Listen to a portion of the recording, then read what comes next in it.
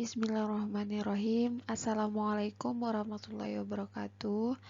Perkenalkan, nama saya Marwa, NPM 10060315140.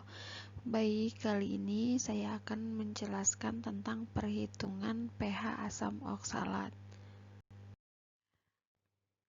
Kelarutan molar asam oksalat dalam air adalah 0,1 dengan nilai pKa 4,3. Dan berat molekul natrium oksalatnya itu 138. Pertanyaannya, berapakah pH terendah agar 7% zat tersebut dapat terlarut sempurna? Nah, apabila kita dapat soal yang seperti ini, kita harus benar-benar memahami apa-apa aja yang udah diketahui, terus apa-apa aja yang belum diketahui, serta apa aja yang ingin ditanyain. Di sini itu kita dapat menyimpulkan yang diketahui itu nilai kelarutan molar asam oksalatnya, yaitu nilai SO-nya sebanyak 0,1 mol per mili, kemudian nilai pKa-nya itu 4,3, dan berat molekul natrium oksalatnya itu 138 gram per mol.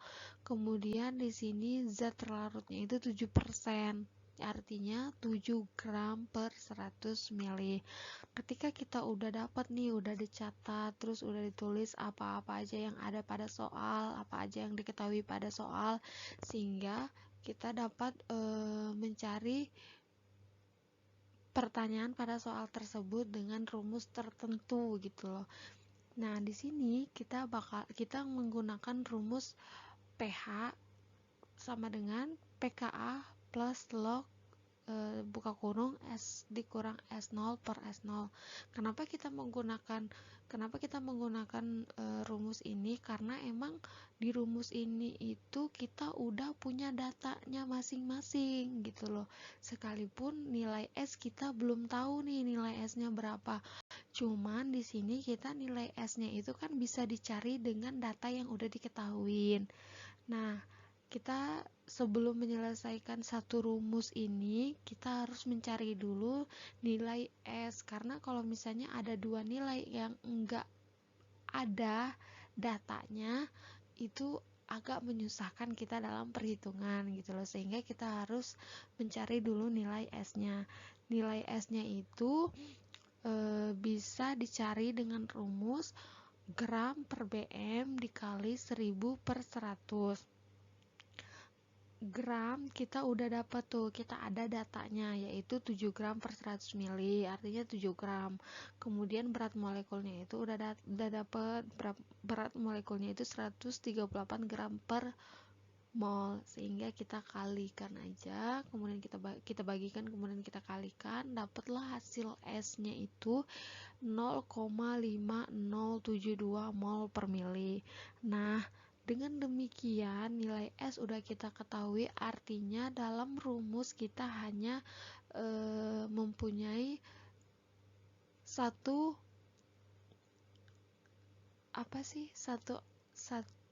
angka yang belum kita ketahui, yaitu angka PHP-nya. Jadi kita ulangin lagi ya rumusnya. Kita di sini kan itu pakai rumus PHP sama dengan pKa plus log S dikurang S0 per S0. Di sini kita pKa-nya udah ada 4,3, kemudian lognya itu pada kalkulator nanti di login otomatis. Kemudian nilai S-nya itu udah ada 0,5072, kemudian nilai SO-nya tuh 0,1. Kalau misalnya udah kayak gini, itu tuh gampang banget, tinggal kita substitusiin aja angka-angkanya ke dalam rumus, dimana pKa-nya 4,3, lognya tetap, kemudian S-nya 0,52 dikurang 0,1 dibagi 0,1. Nah, kalau ada perhitungan seperti ini, kita harus menyelesaikan yang di dalam kurung terlebih dahulu gitu. Di sini kita harus selesaiin dulu dimana 0,5072 dikurangin 1, kemudian dapat hasilnya, kemudian dibagi dengan 1. Setelah dapat hasilnya, baru di kalkulator kita tekan log, kemudian hasil dari pengurangan dan pembagian di dalam kurung tersebut. Dapatlah hasilnya 0,6098. Kemudian dengan demikian artinya itu apa ya, antara nilai PKA sama lognya itu udah sama-sama sama-sama satu frekuensi. Jadi dengan demikian kita udah bisa menjumlahkan, yaitu 4,3 ditambah 0,6098 yaitu 4,9098. Nah, kita udah dapat tuh pH asam oksalatnya sebesar 4,9098. Enggak sampai di sini aja, kita harus mengartikan apa sih maksud dari angka 4,9098 ini. Kita baca lagi soalnya. Kelarutan molar asam oksalat dalam air adalah 0,1 mol per mili, kemudian dengan nilai pKa-nya 4,3 dan berat molekul natrium oksalatnya sebesar 138 gram per mol. Kemudian pertanyaannya berapakah pH terendah? Berapakah pH terendah agar 7% zat tersebut dapat terlarut sempurna? Berarti nilai pH-nya yang 4,9098 ini memiliki arti dimana diketahui bahwa pH terendah yang masih mampu memberikan larutan jernih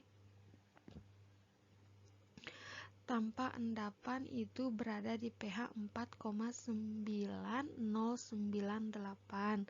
Artinya ketika kita bulatkan itu sekitar pH 4 sampai pH 5.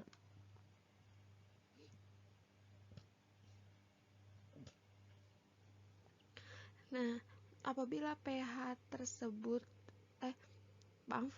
apabila terjadi di atas pH tersebut, misalnya di pH 6 atau pH 7 atau pH 5,9 atau pH pokoknya di atas dari pH 5, itu tuh sudah mulai terdapat fenomena terjadinya endapan. Bisa dilihat dengan larutan yang kurang jernih atau adanya partikel-partikel, kemudian bahkan mungkin terjadinya endapan. Kemudian selain itu juga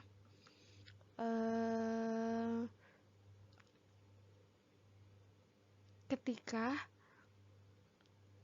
masih bisa larut dalam keadaan asam lemah, artinya itu ada di pH 4 sampai 5, berarti natrium oksalat ini berbentuk garam yang bersifat basah. Karena garam itu terjadi apabila adanya larutan asam dan basah. Sedangkan kita lihat nih, natrium oksalatnya itu larut dalam pelarut basah, larut dalam pelarut asam, sehingga dia berarti dalam keadaan basah untuk membentuk garam yang terion gitu.